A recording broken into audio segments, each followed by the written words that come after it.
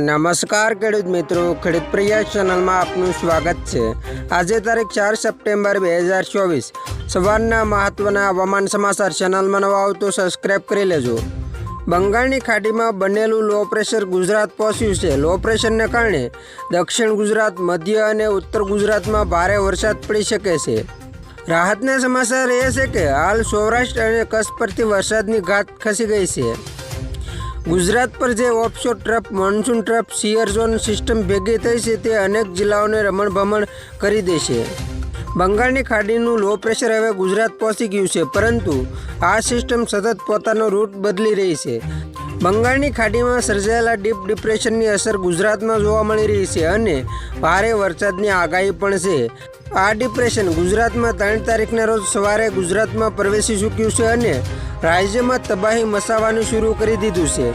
ગઈકાલે દક્ષિણ ગુજરાતથી આ ડિપ્રેશનની એન્ટ્રી થઈ હતી, જેની અસરથી સુરત, નવસારી, વલસાડમાં પૂર જેવો વરસાદ ખાબક્યો છે। ત્યારે સુરતથી આગળ મધ્ય ગુજરાતમાં આ સિસ્ટમ તાંડવ મચાવશે।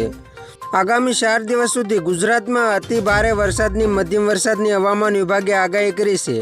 Offshore trough monsoon trough shear ઝોનના કારણે રાજ્યમાં વરસાદ પડવાની શક્યતા વ્યક્ત કરાઈ છે। આજે ભરૂચ અને સુરતમાં અત્યંત ભારે વરસાદની આગાહી કરવામાં આવી છે। ભરૂચ અને સુરતમાં રેડ એલર્ટ આપ્યું છે, તો ભાવનગર, બોટાદ, આણંદ, વડોદરા, નર્મદા, તાપી, ડાંગ, નવસારી, વલસાડ, દમણ, દાદરાનગર હવેલીમાં છૂટાછવાયા વરસાદની આગાહી સાથે ઓરેન્જ એલર્ટ આપવામાં આવ્યું છે।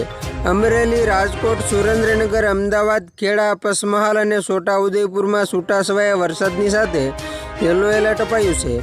પાલનપુરમાં 3 ઇંચ વરસાદ ખાબકતા લોકોના ઘરમાં ઘૂસ્યા પાણી। હવામાન નિષ્ણાત પરેશ ગોસ્વામીએ જણાવ્યું કે રાજ્યમાં 4 થી 9 સપ્ટેમ્બર દરમિયાન 65% વિસ્તારને વરસાદ આવરી લેશે। દક્ષિણ ગુજરાત, મધ્ય ગુજરાતમાં ભારે વરસાદની આગાહી છે।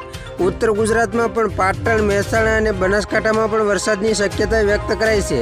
કચ્છ અને સૌરાષ્ટ્રમાં પણ સામાન્ય કરતાં વધારે વરસાદની આગાહી કરવામાં આવી છે। તો ખેડૂત મિત્રો, આ હતા સવારના મહત્વના હવામાન સમાચાર।